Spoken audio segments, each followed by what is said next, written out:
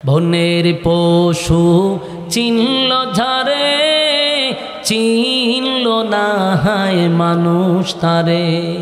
বনের পশু চিনল ঝারে, চিনল না হায় মানুষ তারে।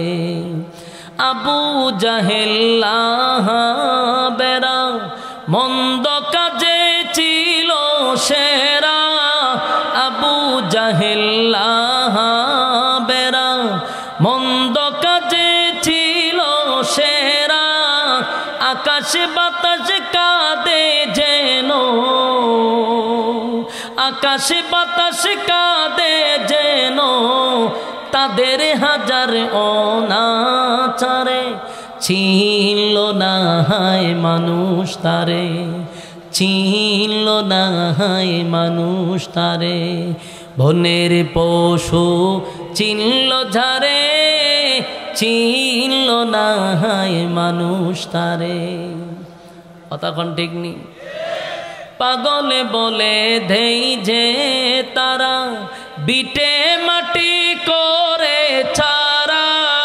পাগলে বলে দেই যে তারা, বিটে মাটি করে ছাড়া। নানা রকম দেয় অপবাদ, নানা রকম দেয় অপবাদ, লাঞ্ছনা দে ভারে ভারে। চিনল না হায় মানুষ তারে, চিনল না হায় মানুষ তারে। সূরা কাউসার, এই সূরাটা আসুন আমরা জেনে নিই কেন নাজিল হলো। নাজিলের কিছু কারণ থাকে, প্রেক্ষাপট থাকে, অবস্থান থাকে, যেটাকে আমরা তাফসিরের ভাষায় বলি শানে নজুল, নাজিল হওয়ার কারণ। সূরা কাউসার নাজিল হয়েছে রাসূলকে সান্ত্বনা দেওয়ার জন্য, রাসূলকে খুশি করার জন্য। রাসূলের সঙ্গে আল্লাহ একটা সান্ত্বনাও দিল, খুশিও করলো, প্রতিবাদও করলো। খুব মনোযোগ দিয়ে শুনবেন।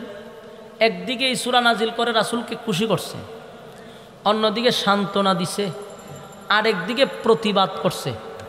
তাহলে এই সূরা নাজিল হওয়ার পিছনে কারণ কয়টা গেল? তিনটা। খুশিও করলো, সান্ত্বনাও দিল, প্রতিবাদও করলো। তাহলে সান্ত্বনা কেন দিল এই বিষয়টা আমরা তুলে ধরব, এবং খুশি কেন করলো সেটাও আপনাদেরকে তুলে ধরব, এবং প্রতিবাদ কেন করলো সেটাও তুলে ধরার চেষ্টা করব ইনশাআল্লাহ। প্রথম কথা হলো সান্ত্বনা কেন দিল। সান্ত্বনা দেওয়ার বড় একটা কারণ, রাসূল আরবি সাল্লাল্লাহু আলাইহি সাল্লাম নবুয়ত পাওয়ার পরে প্রথম অবস্থায় কালেমার দাওয়াত দিছে গোপনে 3 বছর। গোপনে গোপনে কালেমার দাওয়াত দিছে। হেরা পর্বত থেকে আসার পরেই কালেমার দাওয়াত দিল। যখনই হেরা পর্বত থেকে আসছে, রাসূলের শরীরে প্রচণ্ড একটা তাপ উঠে গেছে, ঝাঁকুনি দিয়ে শরীরে তাপ উঠে গেছে। কারণ কোরআন এমন একটি গ্রন্থ যেটা লোড পৃথিবীর কোনো কিছু বহন করতে রাজি হয় নাই। আল্লাহ সেটা মানুষের উপরে নাজিল করছে। পয়গম্বর এই লোড বহন করতে গিয়া ওনার শরীরে তাপ উঠছে। তো সর্বপ্রথম যিনি গেছেন উনি হলেন আম্মাজান খাদিজাতুল কুবরার কাছে রাসূল গেলেন, গিয়া বললেন, আজকে আমি যা দেখছি অতীতে আমি তা দেখি নাই। আমার শরীরে কম্পন সৃষ্টি হয়েছে। জাম্মিলুনি জাম্মিলুনি, আমাকে কম্বল দিয়ে জড়ায়া ধরো। কম্বল দিয়ে জড়ায় ধরলেন আম্মাজান খাদিজা। রাসূল শুয়ে রইলেন, শরীরে প্রচণ্ড তাপ।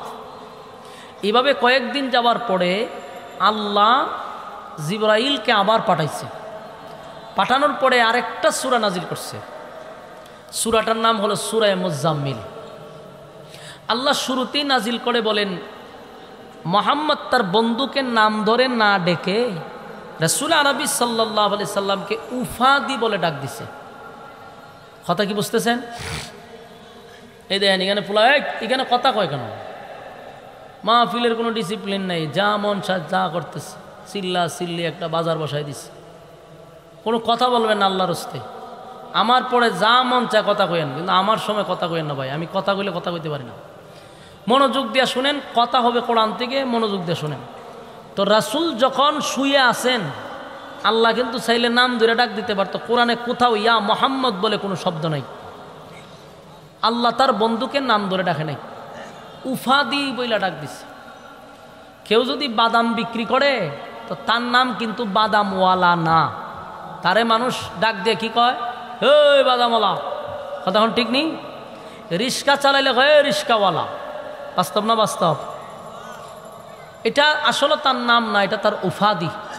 ঠিক রাসূল সাল্লাল্লাহু আলাইহি সাল্লাম কম্বল নিয়ে জড়ায়া ঘুমায় আছেন, আল্লাহ তখন ডাক দিছে, ইয়া আইয়ুহাল মুযাম্মিলু কুমিল লাইলা ইল্লা কালিলা নিসবাহু আও ইনকুস মিনহু কালিলা আও জিদ আলাইহি ওয়ারাত্তিলিল কুরআনা তারতিলা। আল্লাহ ডাক দিছে, ইয়া আইয়ুহাল মুযাম্মিল, এ কমলিওয়ালা, কুমিল লাইলা ইল্লা কালিলা, আর কত শুয়ে থাকবেন? এইভাবে যদি শুয়ে থাকেন তাহলে মিশন সাকসেস হবে না। আমি যে আপনাকে যে কাজের জন্য পাঠাইছি, যেই মিশনের জন্য পাঠাইছি, এটা তো সাকসেস হবে না। কুমিল লাইলা ইল্লা কালিলা, আপনি উঠুন, দাঁড়িয়ে যান। দাঁড়িয়ে রাতের যে কোনো একটা অংশে, রাতের যে কোনো অংশে আপনি দাঁড়িয়ে যান। এটাকে আল্লাহ কিয়ামুল লাইল, তাহাজ্জুদের নামাজকে উদ্দেশ্য করে বলেছেন। নিসফাহু আও ইনকুস মিনহু কালিলা, রাতের 2 ভাগের 1 ভাগ অথবা দ্বিতীয় অংশের যে কোনো একটা সময় আপনি দাঁড়িয়ে, আমি আল্লাহর কাছে আপনি দাঁড়িয়ে যান। কিয়ামুল লাইল, তাহাজ্জুদের নামাজে দাঁড়ান। দাঁড়ায় কি করবেন? আও জিদ আলাইহি ওয়ারাত্তিলিল কুরআনা তারতিলা, আপনি দাঁড়াইয়া দাঁড়াইয়া তারতিলের সাথে কোরআন তেলাওয়াত করুন। বন্ধুরে, বন্ধু বুঝাইতেছে, ইয়া আইয়ুহাল মুযাম্মিলু কুমিল লাইলা ইল্লা কালিলা নিসফাহু আও ইনকুস মিনহু কালিলা আও জিদ আলাইহি ওয়ারাত্তিলিল কুরআনা তারতিলা। আল্লাহ বলেন, ইয়া আইয়ুহাল মুযাম্মিল, এ কমলিওয়ালা, কুমিল লাইলা ইল্লা কালিলা, এ কমলিওয়ালা, যে মিশন নিয়ে আমি আপনাকে দুনিয়ার জমিনে পাঠাইলাম, আপনি যদি শুয়ে থাকেন তাহলে মিশন সাকসেস হবে না। তাই দাঁড়িয়ে যান। হাবিবি কিবরিয়া রাতের বেলায় দাঁড়াইয়া দাঁড়াইয়া আল্লাহর কুদরতি পায়ে সেজদা দিতেন, তাহাজ্জুদের নামাজ আদায় করতেন। তখন 5 ওয়াক্ত নামাজ ফরজ ছিল না। তাহাজ্জুদের নামাজটা ফরজের মতো গুরুত্ব ছিল। সাহাবায়ে কেরামরাও তাহাজ্জুদ পড়ত। এই তাহাজ্জুদের নামাজের মাধ্যমে কি হয়? তাহাজ্জুদের নামাজের মাধ্যমে আল্লাহর সঙ্গে বান্দার সুসম্পর্ক হয়। 5 ওয়াক্ত নামাজ আমরা পড়ি, এখন এটা ফরজ। তাহাজ্জুদের নামাজ এখন ফরজ না। একটা সময় ফরজের মতো ছিল তাহাজ্জুদের নামাজ। কিন্তু এই তাহাজ্জুদের নামাজ যদিও ফরজ না, কিন্তু তাহাজ্জুদের নামাজ ছাড়া কেউ আল্লাহর ঘনিষ্ঠ বন্ধু হতে পারে না। আমার কথা কি আপনারা বুঝেন? একটু হা না কয়েন। আপনারা যেইভাবে সু হইয়া বসে আছেন, ওই দিন হারিয়া কথা কয়, নিজেও আর শুনে না, আরেকজন শুনতেও দেয় না। কথাগুলি মনোযোগ দিয়ে শুনেন। 5 ওয়াক্ত নামাজ পড়ি আমাদের স্বার্থে। বলুন কিসের স্বার্থে? আমাদের ব্যক্তির স্বার্থে আমরা নামাজ পড়ি। 5 ওয়াক্ত নামাজ পড়লে জাহান্নাম থেকে বাঁচা যাবে। জাহান্নামের আগুন থেকে বাঁচার জন্য আমাদের স্বার্থে আমরা পড়ি। 5 ওয়াক্ত নামাজ পড়লে আল্লাহ জান্নাত দিবে, এটা আমরা জান্নাত পাওয়ার জন্য 5 ওয়াক্ত নামাজ পড়ি। এটা তো আমরা স্বার্থের জন্যই পড়ি, এটা পড়তেই হবে, না হয় বাঁচানো যাইব না। জান্নাত পাওয়া যাবে না। কিন্তু তাহাজ্জুদের নামাজ না পড়লে গুনাহ হবে না, পড়লে সওয়াব, না পড়লে গুনাহ নাই। কিন্তু এই তাহাজ্জুদের নামাজ যদি কেউ না পড়ে আল্লাহর সঙ্গে তার বন্ধুত্ব হয় না। পৃথিবীতে যারা আল্লাহর ওলি ছিল, আল্লাহর বন্ধু ছিল, আল্লাহর মহব্বতের কোনো বান্দা ছিল, অবশ্যই তারা কুমিল লাইলা ইল্লা কালিলা নিসফাহু আও ইনকুস মিনহু কালিলা, তারা রাতের এক অংশে দাঁড়াইয়া দাঁড়াইয়া ওয়ারাত্তিলিল কুরআন তারতিলা, রাতের একটা অংশে দাঁড়াইয়া দাঁড়াইয়া তারা কোরআনে কারীম থেকে তেলাওয়াত করছে তারতিলের সাথে, তারতিলের সাথে। এখানে তারতিল কেন বলা হলো? আমরা সমাজের মানুষ 5 ওয়াক্ত নামাজ পড়ে রে, নামাজ পড়তে পড়তে কপালের মধ্যে কালো দাগ ফালাইয়া দিস। কিন্তু যদি বেচারারে ধরি যে সূরা ফাতিহাটা শুদ্ধ করে পড়েন, প্রথম লাইনেই বেজাল লাগায়া দেয়, সূরা ফাতিহাটাও শুদ্ধ করে পড়তে পারে না। অথচ নামাজ ভঙ্গের কারণ হইল 19টা কারণের মধ্যে 1 নাম্বার কারণ হলো নামাজে অশুদ্ধ পড়া। এখানে কতগুলা ফলাফান বসে দেখছেন, এডিরে হাত পাও বাইন্দা এখানে না ফালান, আনালে দৌড়াই দেন, হ্যাঁ দৌড়াই দেন। ওয়াজ শুনতে যেন ফাইজলামি করতে হয়েছে, কইছি না কথা বলা যাবে না, পালতু এত বড় বড় ইয়া কথা কয়, আক্কল জ্ঞান লজ্জা শরম বলতে কিছু নাই। ওয়াজ না শুনলে যাবে কেন, কথা কোনো কেন? কিন্তু বাপ দাদার ইচ্ছা শুরু করছি যে তোমার মন চালে শুনবা, ভালো না লাগে চুপচাপ চলে যাবেন, আমার পরে বসবেন। কিন্তু এখানে কোরআনের কথা চলছে, কথা বলা যাবে না, কোরআনকে অপমানা করা হবে। মন চাইছেন আমরা চলে যান, বিরক্ত করেন আল্লাহর রাস্তা। কথাগুলি মনোযোগ দেওয়া শোনেন। ওয়ারাত্তিলিল কুরআন তারতিলা, তারতিল কেন বলছে? নামাজ পড়ে কিন্তু সূরা ফাতিহা শুদ্ধ করে পড়তে পারে না, এমন মানুষ আছে না নাই? অথচ নামাজ ভঙ্গের কারণ হইল 19টা। তুই প্রথমেই যে সূরা ফাতিহায় ভুল লাগাইল, নামাজ আছে না গেছে? নামাজ শেষ। এখন এই মুরব্বী যেই বেচারা 60 বছর ধরে নামাজ পড়ে, তারে গিয়ে আপনি বলতে পারবেন যে আপনার নামাজ হয় না? আপনারা দৌড়াই দিব লাঠি দিয়া, ঠিক নেই? কইবে আমি 60 বছর ধরে নামাজ পড়ি, মিয়া নামাজ হয় না তোমারে কে বলছে? অথচ নামাজে অশুদ্ধ পড়া মানে তোমার নামাজ প্রথমেই শেষ, কথা হয় না। তাই আল্লাহ বলছেন তারতিলের সাথে তেলাওয়াত করো, তারতিলের সাথে পড়ো, কোরআন সহি শুদ্ধভাবে পড়ো। দুনিয়ার সব বুঝে, যদি জিগায় আপনি পারেন না কেন, কয় আল্লাহ মাফ করব। সহজ কথা কি কয়? আল্লাহ মাফ করব। আল্লাহ কেন আপনারে মাফ করবে? কয় আমরা পারি না। আল্লাহ আপনারে 60 বছর 70 বছর হায়াত দিল, আর যদি বলি কোরআন শিখেন, কয় আল্লাহ মাফ করব। আল্লাহ ইচ্ছা মতে জুতা দা ফিডাইব। হ্যাঁ তোরা 60 বছর 70 বছর হায়াত দিলাম, মাফ করব কেন আমি? কয় আমি বুঝি না, পারি না। দুনিয়ার লাইনে সব বুঝে, দুনিয়ার লাইনে সব বুঝে। দুনিয়ার লাইনে এমন কোনো জিনিস নাই যে বুঝে না। অন্যের জায়গা দখল করা বুঝে, সাদাবাজি বুঝে, টেন্ডারবাজি বুঝে, এমন কোনো কাজ নাই যে বুঝে না। শুধু বুঝে না ইচ্ছা হইল ইসলামের ব্যাপারে, কথা হয় না দি? মানুষের উপরে জুলুম করা বুঝে, সব বুঝে, কিন্তু ইসলামের ব্যাপারে কয় হুজুর বুঝি না। আল্লাহ কয় আমি পাই পাই করে হিসাব নিব। মনে করছো এইভাবে গার মোড়া কইরা কইরা, ফ্যাট বড় কইরা কইরা চলতে পারবা? ইচ্ছা মতে খাইছো, খাও দাও, ফুর্তি করো, দুনিয়াটা মস্ত বড়, এমন স্লোগান দিয়া চলছ। এই স্লোগান বেশি দিন চলবে না। যেদিন মালাকুল মউত আজরাইল তোর সামনে পাঠায়া দিব, এই বড় লাউয়ের মতো ফ্যাট কবরের ভিতরে থাকবে না। বাস্তব না বাস্তব? দুনিয়ার সব বুঝলি, ইসলাম বুঝলি না কেন? সব বুঝত, সব বুঝত, ইসলাম কেন বুঝলি না? নামাজ নাই, রোজা নাই, পর্দা নাই, সুদে ঘুষে পিএইচডি মারা, কিন্তু ইসলামের ব্যাপারে আইসা বক্তব্য দেবার জন্য মাইকটা দিলে, মাইক দাঁড়াইয়া বিসমিল্লার জাগাত কয় বিসমিল্লাহির রহমানির রহিম। নেতার বক্তব্য দেখছেন না? মাইকটা দিয়ে কয় বিসমিল্লাহির রহমানির রহিম। কত বড় নাফরমান, কত বড় খম্বক!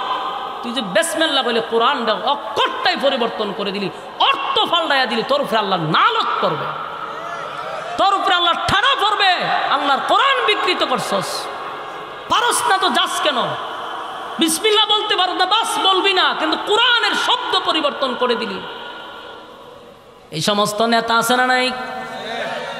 যদি জিগায় পারস না কেন, কয় বুঝি না। তুই সাদাবাজি বুঝস, টেন্ডারবাজি বুঝস, দখলবাজি বুঝস, সব বুঝস, কোরআন বুঝস না কেড়ে? হয় শিখছি না, শিখলি না কেড়ে? তুই তো দেখা যায় বাংলা শিখলি, অঙ্ক শিখলি, ইংরেজি শিখলি, কিন্তু কোরআনের ব্যাপারে তুই অত দুর্বল কেন? অরাত্তিলিল কোরআন তারতিলা, কোরআন তারতিলের সাথেই পড়তে হবে। কোরআন সহি শুদ্ধভাবেই পড়তে হবে। নামাজে দাঁড়াইছেন, দাঁড়াইয়া সূরা ফাতিহা পড়লেন, যে কোনো একটা সূরা মিলাইলেন। এই যুবক ভাইরা, বেশি দরকার নাই, মাত্র 4টা সূরা শিখেন। কয়টা সূরা? বেশি শিখা লাগবে না, মাত্র 4টা সূরা শিখেন। একজন ইমাম রে 500-1000 টাকা দিয়া হইল, আপনি 4টা সূরা শিখেন। পুরা কোরআন আপনার মুখস্থ করা লাগবে না। পুরা কোরআন আপনার মুখস্থ করা আপনার জন্য ফরজ না, কিন্তু 4টা সূরা যদি আপনি মনোযোগ দিয়া সহি শুদ্ধভাবে পড়তে পারেন, তাও অন্তত আপনার নামাজ হয়ে যাবে। কথা হয় না? অন্তত নামাজটা হয়ে যাবে। আর যদি তারতিলের সাথে কোরআন সহি শুদ্ধ না হয়, নামাজ পড়লেও নামাজ হবে না। কত মানুষ নামাজ পড়ে রে, নামাজের ওয়াজিব যে 14টা, যদি জিজ্ঞান 14টা কি কি বলতে পারে না। আছে না নাই? নামাজের ওয়াজিব জানে না। দেখবেন রুকুর থেকে সোজা হইয়া দাঁড়ানোটা হইল ওয়াজিব। ওয়াজিব কমপক্ষে 1 তাসবিহ পরিমাণ দাঁড়ানো ওয়াজিব। কিন্তু আমি বহু মুসল্লি দেখছি ব্যাখা ওই আবার নিচে যায়, সোজা হইয়া দাঁড়ায় না। দেখছেন এরকম নামাজ? রুকুর থেকে সোজা হইয়া দাঁড়ানো ওয়াজিব, কিন্তু দেখেন ব্যাখা ওই সেজদার জায়গা। দেখছেন এরকম? বেচারা চিন্তা করে সেজদার তো যাওয়াই লাগবো, তার সোজা হইতাম করে বাইপাসে জায়গা, এই জন্য আর সোজা হয় না, ওই ব্যাখা মাইরই সেজদার জায়গা। বলুন ওয়াজিব আছে না গেছে? নামাজ শেষ। বহু মানুষ নামাজের প্রতি রাকাতে ওয়াজিব সারে বলতে পারে না, নামাজের সুন্নত পারে না, নামাজের ওয়াজিব কটা পারে না, নামাজ ভঙ্গের কারণ জানে না। বলুন এগুলা শিকার দরকার আছে না নেই? আপনি আলেম হইতেব বিষয় এমন না। একজন মুসলমান হিসাবে আপনি যে কোনো লাইনের হন, ডাক্তার হন, ইঞ্জিনিয়ার হন, নেতা হন, খেতা হন, অসুবিধা নেই। কিন্তু একজন মুসলমান হিসাবে আপনার যতটুকু শিক্ষা দরকার অতটুকু শিখতে হবে। কথা হয় না? আল্লাহ বলেন তারতিলের সাথে কোরআন তেলাওয়াত করেন। হাবিবে কিবরিয়া প্রতিদিন তাহাজ্জুদের নামাজ পড়ে, এইভাবে কোরআনের দাওয়াত দেয়, কালেমার দাওয়াত দেয়, আর রাতের বেলা দাঁড়াইয়া কোরআন তেলাওয়াত করে। একটা সময় কালেমার দাওয়াত প্রকাশ্যে দেওয়া শুরু করলো, কালেমা গ্রহণ করতে লাগলো। প্রথম দিক দিয়ে যারা কালেমা গ্রহণ করলো রে, বেশিরভাগ গরিব, কৃতদাস, গোলাম, গরিব মানুষরা ইসলাম ধর্ম গ্রহণ করতে লাগলো। এত গরিব গোলামের ঘরের গোলাম, যার বাপও ছিল গোলাম, নিজেও গোলাম, এমন কৃতদাস গুলা কালেমা পড়ে ঈমান আনছে। সাহাবায়ে কেরাম কালেমা পড়ার পরে যখন মানুষের সামনে নবী দাওয়াত দেয়, লা ইলাহা ইল্লাল্লাহ মুহাম্মাদুর রাসূলুল্লাহ, এ মক্কার মানুষ, এতদিন তোমরা আমাকে শুধু আব্দুল্লাহর পুত্র মুহাম্মদ বলে ডাকছো, আজকের থেকে আমি শুধু মুহাম্মদ না, আমি হলাম মুহাম্মাদুর রাসূলুল্লাহ সাল্লাল্লাহু আলাইহি ওয়াসাল্লাম। মক্কার মানুষ বলে, হায় হায়, বাপ দাদার ধর্ম পালন করে আসলাম বছরের পর বছর, আব্দুল্লাহর পুত্র মুহাম্মদকে কত না মহব্বত করলাম, কত ভালোবাসলাম, আজকে সে আমাদের বাপ দাদার ধর্মের মধ্যে সুনকালি মারল, আজকে আমাদের বাপ দাদার ধর্মের মধ্যে সুনকালি মারল না, মুহাম্মদকে আমরা এই কালেমার দাওয়াত দিতে দিব না। তাই তো আবু লাহাব আল্লাহর নবীর আপন চাচা হওয়া সত্ত্বেও পাথর লইয়া নবীরে মারার জন্য গেল, পাথর লইয়া মারার জন্য গেছে, আর বলছে মুহাম্মদ তুমি ধ্বংস হও। আল্লাহর নবী যখন দাওয়াত দেয়, এই কথা বলার সাথে সাথে আবু লাহাব পাথর লইয়া মারতে যায়, আল্লাহ কয় বন্ধু আপনারে পাথর লইয়া মারতে গেছে, আমি আল্লাহ বরদাস্ত করি না। সাথে সাথে সাথে সাথে আল্লাহ প্রতিবাদ করছে, সূরা লাহাব নাজিল করে তাব্বাত ইয়াদা আবি লাহাবিন ওয়া তাব। এক আবু লাহাব বলছে মুহাম্মদ তুমি ধ্বংস হও। আপনারা যা শুরু করলেন ভাই, একটু কথা আমরা না বলি বিরক্ত হইতেছেন আপনারা? আমি ছেড়ে দিতেছি, আপনারা পরবর্তী বক্তা নিয়ে আসেন, অসুবিধা কি? বিরক্ত লাগলে আমার ইঙ্গিত দেন, এইভাবে কথা বললে আমি ওয়াজ করুম কেমনে? আপনারা বক্তা একজন নিয়ে আসেন, বিরক্ত লাগলে আমি যাইতে রাজি। কথাগুলো একটু মনোযোগ দিয়ে শুনেন। তাব্বাত ইয়াদা আবি লাহাবিন ওয়া তাব, সূরা লাহাব 5টা আয়াত আছে, জোরে কোন কয়টা? 5 আয়াতের মধ্যে 3টা আয়াতই হলো আবু লাহাবরে নিয়া, 2টা আয়াত হলো উম্মে জামিল আবু লাহাবার বউরে নিয়া। একটু খেয়াল করেন, নবীরে গালি দিল আবু লাহাব, কি বলছে? মুহাম্মদ তুমি ধ্বংস হয়ে যাও। আল্লাহর নবী প্রতিবাদ করে নাই, প্রতিবাদ স্বয়ং করছে কে? আল্লাহ কয় বন্ধু আমারে যদি কেউ গালি দেয় গো বন্দা, আমি বানাইছি নিজের হাত দিয়া, মানুষ আমি বানাইছি। আসমান জমিন সূর্য চন্দ্র গ্রহ নক্ষত্র পাহাড় পর্বত সাগর নদী নালা খাল বিল কীট পতঙ্গ যা দেখি যা দেখি না, সমগ্র সৃষ্টি জগৎ আল্লাহ বানাইছে অনলি মাত্র 6 দিনে। সুবহানাল্লাহ। 6 দিনে বানাইল, তাও হাত দিয়া ধরে না। মালিক হুকুম দিছে তো সব হয়ে গেছে। আল্লাহ কয় কিন্তু মানুষটা মাত্র 3.5 হাত। এই 3.5 হাত মানুষটা বানাইতে আমি আল্লাহ 8 দিনে 6 দিনে কমপ্লিট করি নাই। মানুষটারে বানাইতে আমি 10 দিন 10 মাস 10 দিন সময় লাগাইয়া আমি বানাইছি, তাও হুকুম দিয়া না।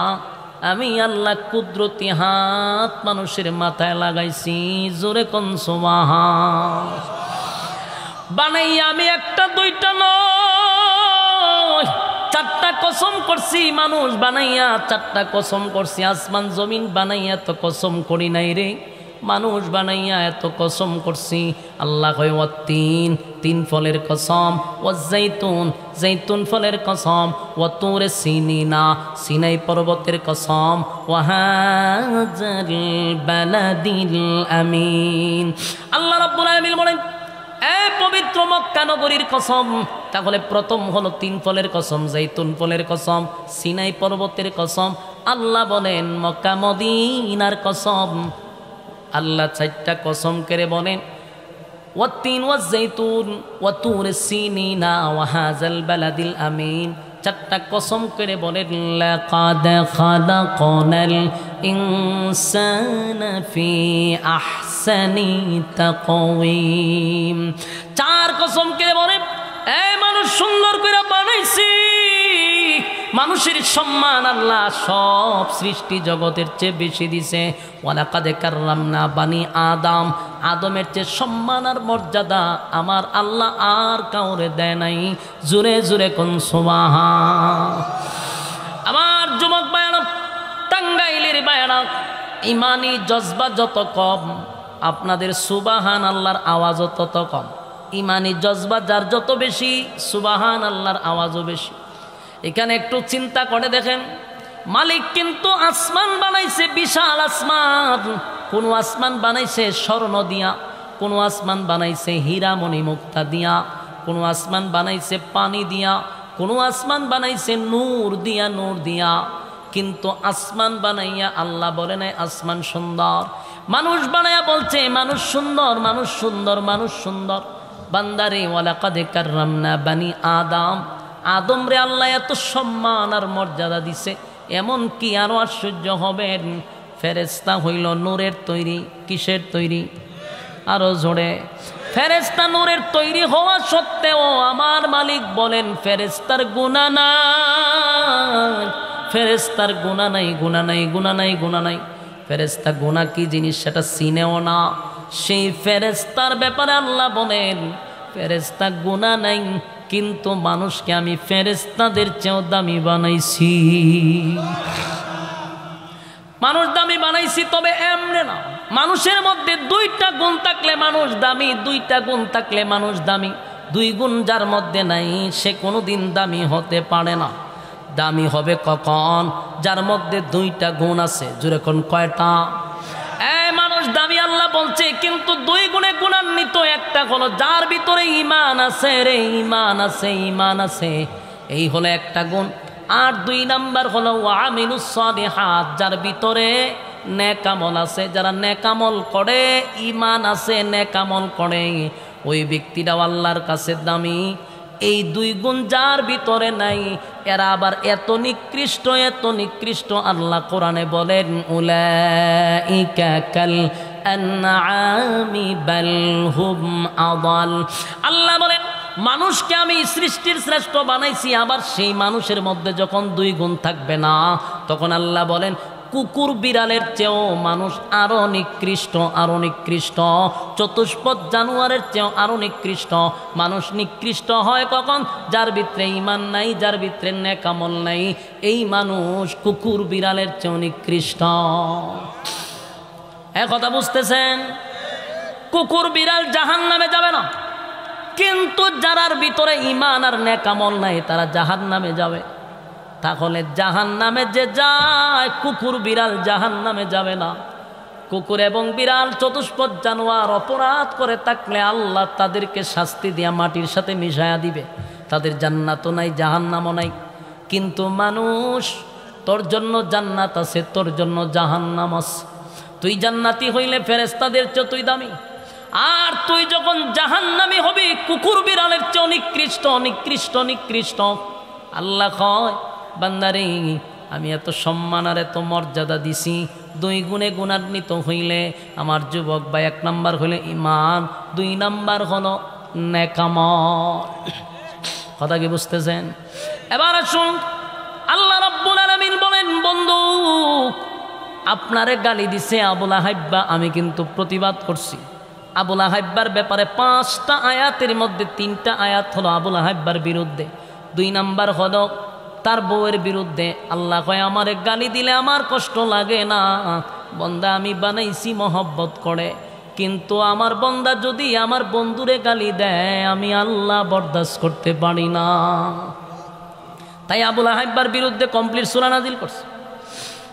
নবীজি আবার দাওয়াত দেয়, বিভিন্ন দিক দিয়া প্রতিবাদ, নবীর বিরুদ্ধে সমালোচনা, নবীরে মারার জন্য বিভিন্ন ষড়যন্ত্র, কালেমার দাওয়াত দেয়। মানুষ নবীরে পাগল পাগল পাগল বলে গালি দেয়, কিন্তু টাচ করতে পারে না। কেন জানেন?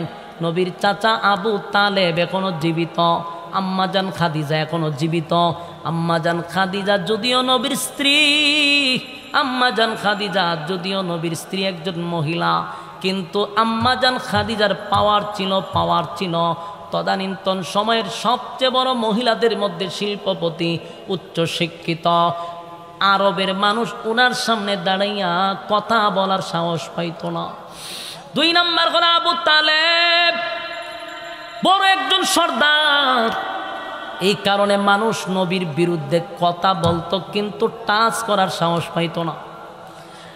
সংক্ষেপে বলি, হঠাৎ করে একদিন আম্মাজান খাদিজা দুনিয়ার থেকে বিদায় হয়ে গেল। আমার কথাগুলি একটু মনোযোগ দিয়া শুনবেন। কেন সূরা কাউসার নাজিল হলো, এর পিছনের রহস্যটা কি? কেন আল্লাহ সূরা নাজিল করে নবীরে সান্ত্বনা দিল, এর পিছনে কারণটা কি? না হাতে গুন্না গুন্না ইয়াদ রাখবেন। 1 নাম্বার হলো আম্মাজান খাদিজা দুনিয়ার থেকে বিদায় হয়ে গেছে। বলুন তো দেখি, নবীর মনে কষ্ট আছে না নাই? যেই স্ত্রী আম্মাজান খাদিজার কাছে নবীজি সুখের কথা, দুঃখের কথা, সুখের কথা, দুঃখের কথা সব কিছু আম্মাজান শিক্ষিত ছিল, বুদ্ধিমতী ছিল, নবীরে সান্ত্বনা দিত, নবীরে সান্ত্বনা দিত। এই কলিজার টুকরা স্ত্রী দুনিয়ার থেকে বিদায় হয়ে গেছে রে, নবীর মনে একটা ধাক্কা লাগছে। কিছুদিন যেতে না যেতেই আরেকজন নবীরে যিনি মহব্বত করতেন নিজের বাবার মতো, আবু তালেব, উনিও দুনিয়ার থেকে বিদায় হয়ে গেছে। 2 জন ব্যক্তি নবীরে শেল্টার দিত, 2 জন দুনিয়ার থেকে বিদায় হয়ে গেল। বলুন নবীর ভিতরে কষ্ট আছে না নাই? আল্লাহর নবীর ভিতরে কষ্ট। 2 জন নবীরে খুব বেশি সাপোর্ট করত, 2 জন দুনিয়ার থেকে বিদায় হয়ে গেল। আম্মাজান খাদিজা আবু তালেব দুজন বিদায় হয়ে গেল। হায় হায়, গোটা এলাকার মানুষ এখন নবীরে আক্রমণ করার জন্য প্রস্তুতি নিছে। আল্লাহর নবী দেখল পরিস্থিতি ভালো না, মক্কার পরিস্থিতি বড় ভয়াবহ। চাচা মারা গেছে, যেই চাচা নিজের বাবার মতো লালন পালন করছে নবীরে, নিজে না খাইয়া খাওয়াইছে, নিজে বুকের সঙ্গে জড়ায়া দইরা ঘুমাইছে, এমন বাতিজাটা দুনিয়ার থেকে বিদায় হয়ে গেছে। এমন বাতিজা, এমন চাচা দুনিয়ার থেকে বিদায় হয়ে গেল। যুবক ভাইরা, বিদায় হওয়ার পরে নবীজি এবার সিদ্ধান্ত নিল মক্কার অবস্থা এখন ভালো না, ভালো না। তাই সিদ্ধান্ত নিল এখন দাওয়াতটা আপাতত এরিয়াটা বাদ দিয়া দূরে কোথাও চলে যায়। আল্লাহর হাবিব দূরে গেলেন কালেমার দাওয়াত দিতে। তায়েফের ময়দানে দাওয়াত দেওয়ার জন্য গেলেন। ঘটনা আপনারা জানেন, শুধু টাচ দিয়া গেলাম। তায়েফের ময়দানে দাওয়াত দিতে গিয়া নবী রক্তাক্ত হইলেন। আঘাতের পর আঘাত, আঘাতের পর আঘাত, চামড়া ফেটে ফেটে নবীর রক্ত মোবারক বাহির হইছে।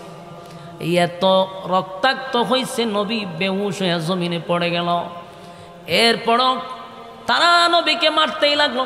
আল্লাহর নবী আঘাতপ্রাপ্ত হইয়া আবার মক্কায় ফিরে আসলো। ইয়াদ রাখবেন, 1 নাম্বার বিবি চলে গেছে, চাচা চলে গেল, এবার নিজে রক্তাক্ত হইল। কয়টা হইল? 3টা। 4 নাম্বার হলো নবীর যে সন্তান ছিল, 4 জন ছেলে ছিল। এই 4 জন ছেলে একে একে একে একে 4 জন ছেলে বালেগ হওয়ার আগেই আল্লাহ নিয়ে গেছে। আমার যুবক ভাইরা, সূরাটা নাজিল হয়েছে নবীরে সান্ত্বনা দেওয়ার জন্য। আপনারা একটু খেয়াল করেন, 1 নাম্বার বিবি মারা গেল, 2 নাম্বার চাচা মারা গেল, 3 নাম্বার নিজে রক্তাক্ত হইল, 4 নাম্বার হলো সন্তানগুলি একে একে একে একে সব বালেগ হওয়ার আগেই মারা গেছে। কয়টা হইল? 3টা। আঘাত নবী পাইছে। 4র্থ নাম্বার আঘাতটা হলো নবীর যারা কর্মী ছিল, নবী তো নেতা, তার কর্মীরা জায়গায় জায়গায় মার খাইতেছে, জায়গায় জায়গায় মার খায়। একজন সাহাবী এসে বলে, নবী গো, খাব্বাবরে জ্বলন্ত কয়লার মধ্যে শোয়া রাখছে গো নবী, কালেমা পড়ার অপরাধে। আরেকজন এসে বলে, হুজুর, বেলালের বুকের মধ্যে পাথর, কালেমা পড়ার অপরাধে বেলাল রে সূর্যের মধ্যে শোয়া রাখছে, সূর্যের নিচে। এখন নবী হলেন নেতা, কর্মীরা মার খায়, বলুন নেতার কষ্ট আছে না নাই? যদি সত্যিকারের নেতা হয়, যদি সত্যিকারের নেতা হয়, কর্মীর জন্য তার মায়া থাকবে, দরদ থাকবে। কিন্তু আমরার দেশের নেতারা কর্মীরারে সামনে পাঠায়, নেতাদের সির তলে ঘুমায়। মায়ের খাইলে কর্মী রাখা, গুলি খাইলে কর্মী রাখা, মরলে তোরা মর। কোনো নেতা মরে না, নেতা মায়ের খায় না, সব কর্মীরা দেখবেন রাস্তাঘাটে রক্তাক্ত হয়, আছে না নাই? কিন্তু আমার নবীর ইতিহাস তালাশ করে দেখেন, কর্মী যেমন মায়ের খাইলো, আমার নবীও রক্ত ঝরাইল। আল্লাহর নবী খানায় কাবার সামনে বৈশা যখন শুনতেছিল বেলাল রে মারতেছে, খাব্বাব রে মারতেছে, আল্লাহর নবী চোখ দিয়ে মুক্তার দানার মতো পানি পড়তেছে। আল্লাহর নবী চোখ দিয়ে পানি ছেড়ে দিল। আর নবীজি বৈশা আছে। কিছুক্ষণ পরে আরেকজন আইসা কয়, হুজুর, আপনার আপন চাচি উম্মে জামিল মানুষের কাছে গিয়া আপনার বিরুদ্ধে কয় আপনি নাকি আবেতার। আবেতার শব্দের অর্থ হলো আটকুরা, লেজ কাটা, নির্বংশা। নবীরে আবেতার বইলা গালি দিছে। আল্লাহর নবীর চোখ দিয়া পানি পড়ে, নবী কান্দে। একে একে কয়েকটা আঘাত প্রাপ্ত নবী হইল। 1 নাম্বার হলো স্ত্রী মারা গেল, চাচা মারা গেল, 4 জন সন্তান চলে গেল, নিজে রক্তাক্ত হইল, কর্মীরা মার খায়।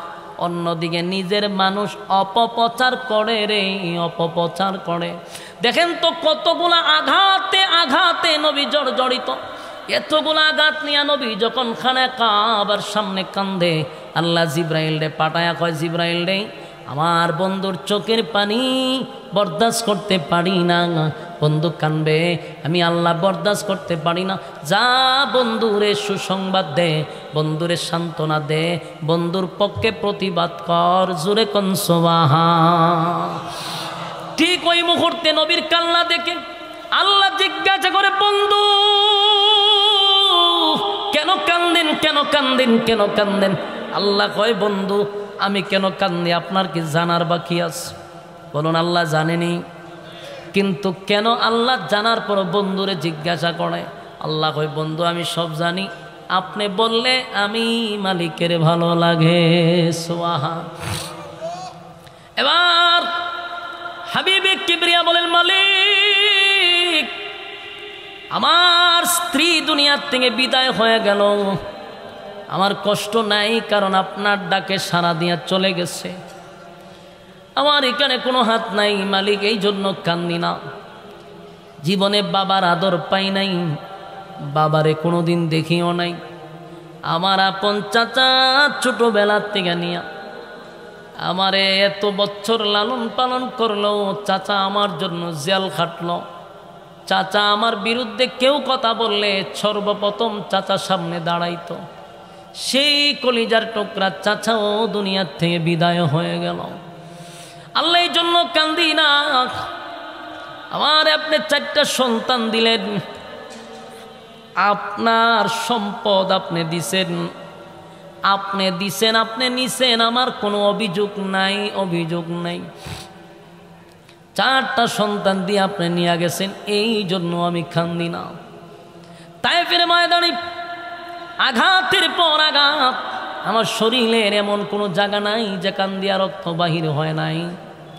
আল্লাহ এত রক্ত জড়াইছি, এই জন্য কান্দি না, এই জন্য আমি কান্দি না। কারণ আপনার দিনের দাওয়াত দিতে গিয়া যদি মায়ের খাইতে হয়, আমি শাহাদাত বরণ করতে রাজি, মনের মধ্যে কোনো কষ্ট নাই। সুবহান। আল্লাহ বলে বন্ধু তা বলে কেন কাঁদলেন?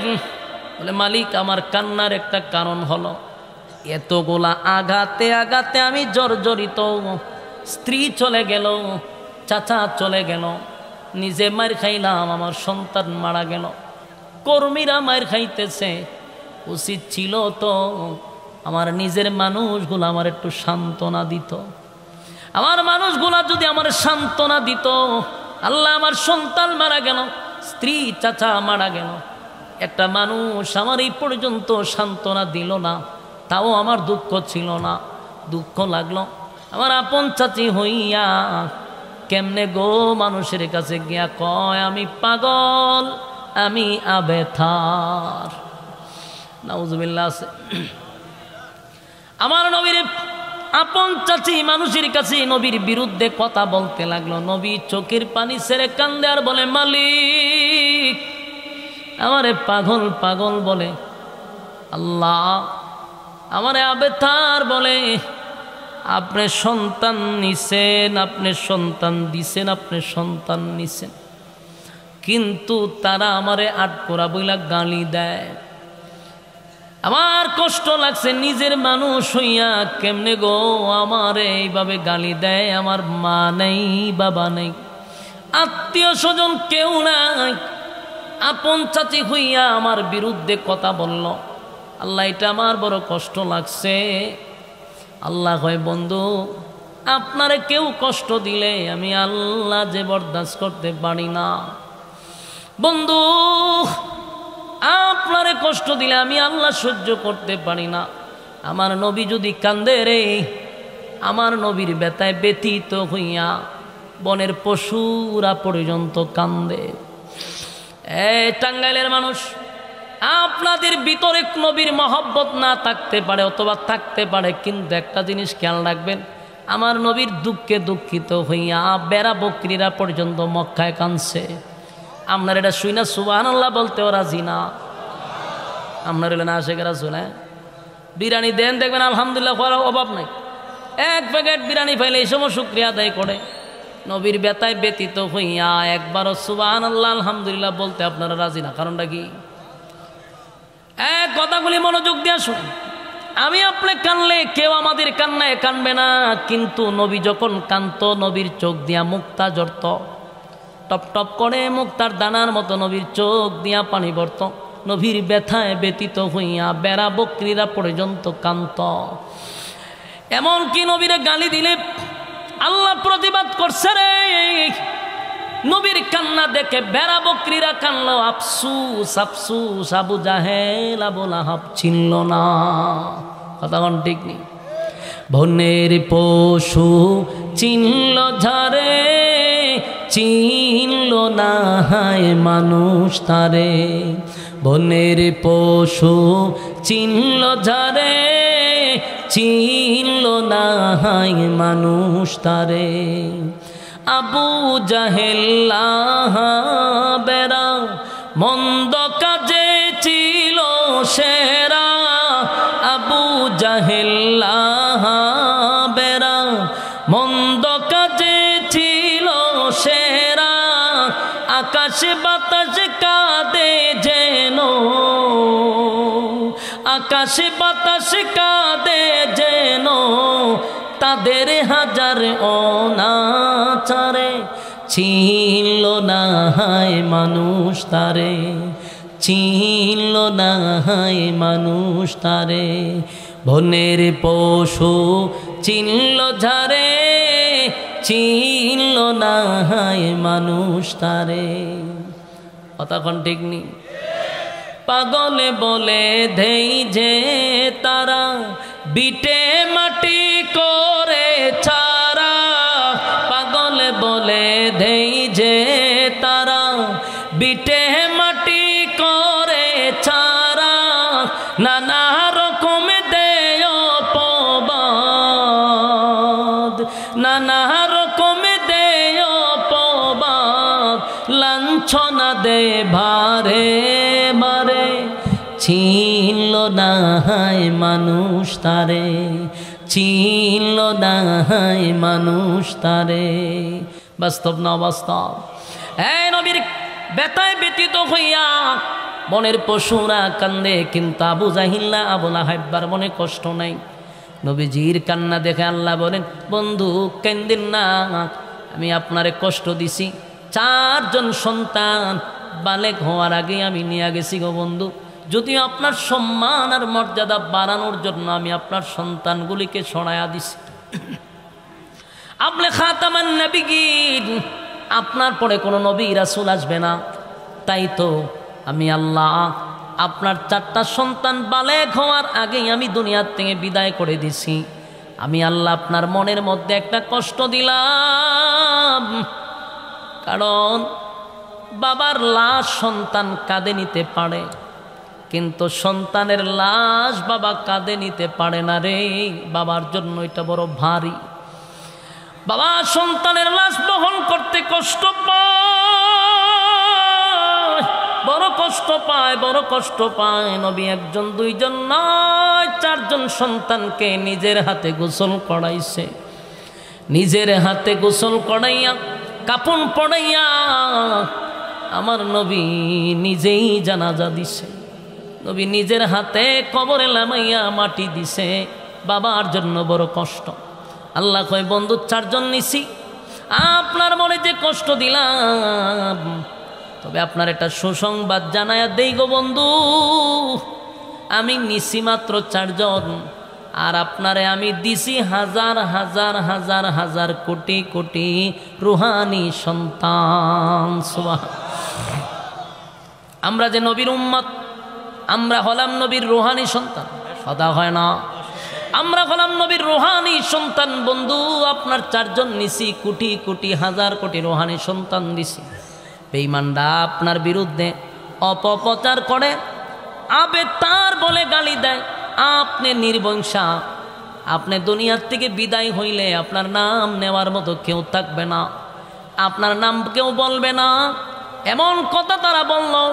বন্ধু আপনি জানেন না, আপনার সন্তান থাকলে আপনার বিরুদ্ধে কেউ গালি দিলে প্রতিবাদ করত, কিন্তু বন্ধু আপনার রুহানি সন্তানগুলি আপনার বিরুদ্ধে 100 বছর পরে, 1000 বছর পরে, 5000 বছর পরেও যদি আপনারে কেউ গালি দেয়, আপনার রুহানি সন্তানরা নিজের জীবনটা দিয়ে হলো আপনার ইজ্জত ধরে রাখবে।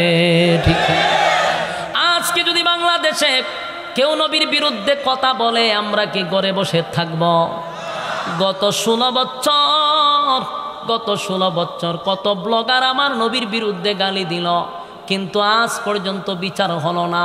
শেখ মুজিবুরের বিরুদ্ধে কথা বললে সাথে সাথে গ্রেপ্তার করা হতো, আয়নাগরে বন্দি করা হতো, কিন্তু আমার কলিজার টুকরা নবীর বিরুদ্ধে কথা বললে একটা বিচার 16 বছরে বাংলার জমিনে হয় নাই। আমার যুবক ভাইরা, একটা দুইটা না, বহু ঘটনা আমাদের চোখের সামনে। বুলাতে 7 জন শাহাদাত বরণ করছে আমাদের আলেমরা, শুধু নবীর ইজ্জত রক্ষা করতে গিয়া। শাপলা চত্বরে যে একত্রিত হয়েছিল এটার পিছনে ছিল নবীর ইজ্জত রক্ষা করা। নেক্সট টাইমে যারা আসবে অথবা আসবে তাদেরকে আমরা বলে দিচ্ছি, বাংলাদেশ হলো 96% মুসলমানের দেশ। এদেশে আমি ব্যক্তিরে গালি দাও কোনো অসুবিধা নাই, কিন্তু নবীর বিরুদ্ধে যদি কেউ কথা বলবা তোমার শরীরের কাপড় থাকবে না, ঠিক কিনা বলেন? এটা থাকবে না। তোমার নেতাগিরি তো শেষ, তোমার যন্ত্রফ্রন্ত্র যা আছে সব কাটতে ফেলে দেওয়া হবে। এটা না হলে বাংলাদেশ। আমার গালি দিয়ে কোনো অসুবিধা নাই, কিন্তু আমার নবীর বিরুদ্ধে কথা বলবি, যে জিব্বা লড়াইয়া কথা বলবি, সেই জিব্বা টান দিয়া কুত্তার নাস্তা বানায়া দিবে পাবলিক। কারণ কোটি কোটি হাজার কোটি রুহানি সন্তান আছে না নাই? আমার বাবারে গালি দিলেও এত কষ্ট লাগে না, কিন্তু আমার নবীর বিরুদ্ধে কথা বললে এটা সহ্য হয় না। কারণ এটা আমার ইমান, এটা আমার ইমান। জীবন যদি দিতে হয় দিয়া দিব, কিন্তু নবীর ইজ্জত নষ্ট করতে দিব না। আল্লাহ কয়, বন্ধু আপনার নিচে 4 জন দিলাম তো হাজার হাজার রুহানি সন্তান, যারা আপনার অপবাদ দেয়, আপনার বিরুদ্ধে কথা বলার কেউ থাকবে না। কিয়ামত পর্যন্ত বন্ধু ওয়াদা দিলাম, আমি আল্লাহর নাম থাকবে যতদিন, আপনি নবীর নাম থাকবে ততদিন। আপনার নাম জমিন থেকে মুছবে না। তাই আল্লাহ বন্ধুরে খুশি করার জন্য, যেহেতু বন্ধু কষ্ট পাইছে, তাই আল্লাহ প্রথম খুশি করছে সূরা কাউসার নাজিল করে। আল্লাহ কয়, ইন্না আ'তাইনাকাল কাউসার, বন্ধু নিশ্চয় নিশ্চয় আপনাকে আমি কাউসার দান করে দিলাম। আদম থেকে নিয়ে ঈসা রূহুল্লাহ পর্যন্ত যত নবী রাসূল দুনিয়াতে আসছে, বন্ধু আদম 350 বছর কাঁদছে, বন্ধু নূহ পয়গম্বর 950 বছর কাঁদছে, বন্ধু ইব্রাহিম খলিলুল্লাহ পরীক্ষায় বারবার উত্তীর্ণ হয়েছে, বন্ধু কালিমুল্লাহ মুসা আমার সঙ্গে কথা বলছে। এত নবীরা এত সম্পর্ক থাকার পরেও কাউসার দেই নাই, কাউসার দেই নাই।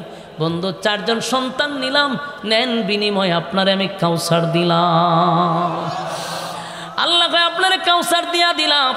আর বন্ধুরে খুশি করছে, বন্ধুরে খুশি করছে। আল্লাহ অন্য আয়াতে বলেন, ওয়ালা সাউফা ইউতিকা রাব্বুকা ফাতারদা। এর আগের আয়াতে বলেন, বন্ধু আপনাকে আমি দুনিয়াতে যা দিছি কিছুই না, কিছুই না, কিছুই না। ওয়ালাল আখিরাতু খায়রুল লাকা মিনাল উলা ওয়ালা সাউফা ইউতিকা রাব্বুকা ফাতারদা। আল্লাহ কয়, ওয়ালাল আখিরাতু খায়রুল লাকা মিনাল উলা, যা দিছি তার থেকে হাজার হাজার হাজার হাজার গুণ বেশি পরকালে আপনার জন্য বরাদ্দ রাখব। ওয়ালাল আখিরাতু খায়রুল লাকা মিনাল উলা ওয়ালা সাউফা ইউতিকা রাব্বুকা ফাতারদা। আপনাকে আমি শীঘ্রই শীঘ্রই খুশি করব।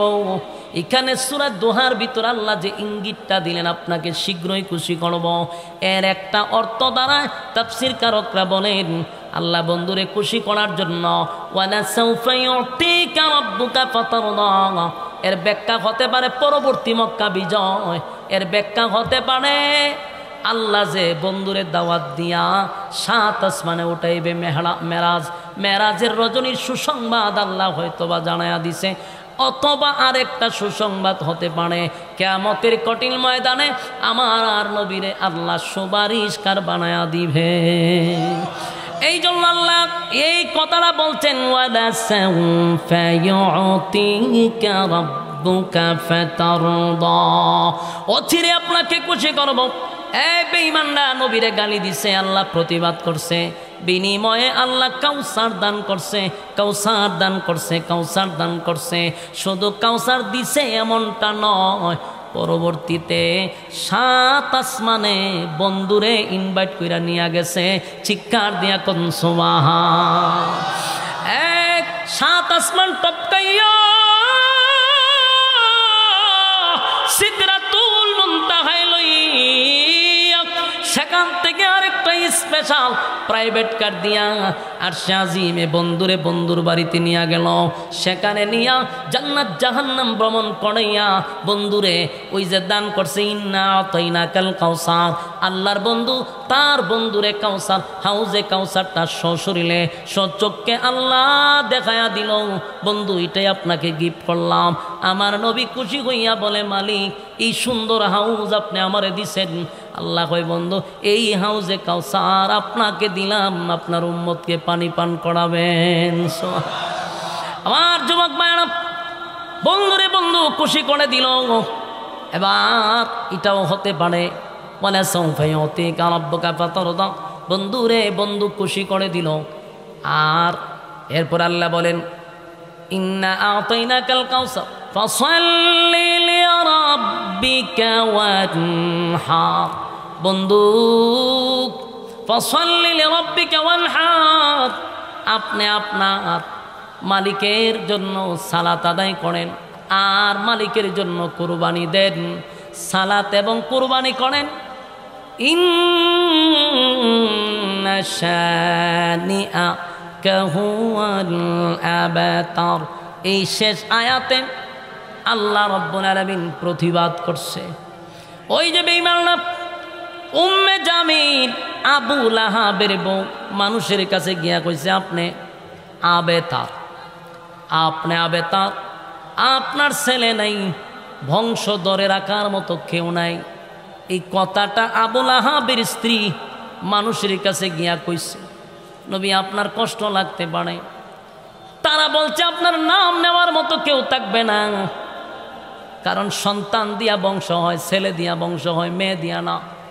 তারা বুঝাইতে চায় আপনার ছেলে নাই, আপনার বংশ ঠিকবে না।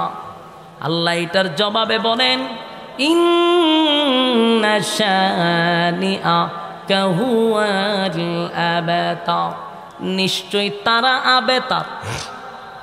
যারা আমার নবীর আবেতার বলে গালি দিছিল, আমার আল্লাহ উল্টা বলে তারাই তো আবেতার, তারাই তো লেজ কাটা, তারাই তো নির্বংশা।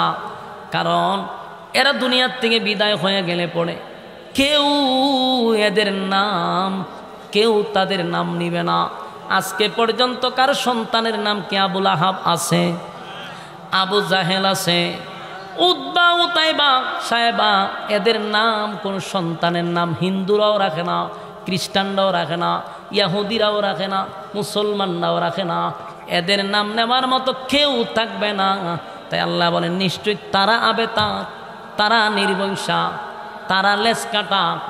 কিন্তু আপনি নবী লেজ কাটা নন, আপনার নাম থাকবে পৃথিবী যতদিন থাকবে গো, আপনার নাম এই জমিনে থাকবে। জোরে জোরে কোন সুবহান। বলুন আমার নবীর নাম আছে না নাই? এই যে আপনারা মাহফিলে বসছেন, শুরুতেই আমরা দুরূদ পড়ছি। এই বাংলাদেশে হাজার হাজার কোটি কোটি আশিকে রাসূলরা প্রতিদিন প্রতিদিন আমার নবীর শানে দুরূদ পড়ে, দুরূদ পড়ে পড়ে এই দুরূদগুলি ফেরেশতাদের মাধ্যমে আপনার নাম, আপনার বাবার নাম, আপনার ঠিকানা সহ রওজাতে নিয়ে পৌঁছায়া দেয়। সুবহান। এবার আসুন, দুরূদ পড়লে ফায়দা কি? অনেক সময় শ্রোতারা দুরূদ পড়তে রাজি না, দেখবেন বক্তায় দুরূদ পড়ে শ্রোতারা বসে থাকে। দুরূদ পড়া যে কত সওয়াব, একবার দুরূদ পড়লে 10টা নেকি। সুবহানাল্লাহ। একবার দুরূদ পড়লে 10টা গুনাহ মাফ হয়। সুবহানাল্লাহ। একবার দুরূদ পড়লে 10টা রহমত আপনার উপরে বর্ষিত হয়। সুবহান। তাহলে প্রতি সেকেন্ডে সেকেন্ডে আমার নবীর নামের দুরূদ এবং সালাম আমার আল্লাহ পৌঁছায়া দেয়। সুবহান। আমার যুবক ভাইয়েরা, শেষ কথা হলো, এই যে আমার নবীর উপরে দুরূদ পড়লে 10টা গুনাহ মাফ, 10টা নেকি আমল নামায় ঢুকে। এমন কি আমার আল্লাহ 10টা গুনাহ মাফ করে দেয়। সেই নবীর নামে প্রতিদিন দুরূদ শরীফ পড়ব। কারা কারা 2টা হাত তুলে দেখায়া দেই। লিল্লাহে তাকবীর, লিল্লাহে তাকবীর। সম্মানিত শুধু রাজি আছেন ইনশাআল্লাহ? হাত তোলেন, বলেন অন্তত পক্ষে ডেইলি 3 বার হইলো দুরূদ শরীফ পড়ব। রাজি আছি? নবীর উপরে দুরূদ পড়লে বাপ দাদার নাম সহ মদিনায় আল্লাহ পৌঁছায়া দেয়। আমরা নবীর উপরে দুরূদ পড়ব, নবীর প্রতি মহব্বত ভালোবাসা অন্তরে রাখবো। কিয়ামতের ময়দানে আল্লাহর রাসূল আমাদের জন্য সুপারিশ করবে। সম্মানিত সুধী, আমি আপনাদের সামনে একটা সূরার উপরে আলোচনা করেছি, সূরা কাউসারের উপরে। আমার পরবর্তীতে আমাদের বাংলাদেশের একজন উজ্জ্বল নক্ষত্র মুফতি আরিফ বিন হাবিব আসতে একটু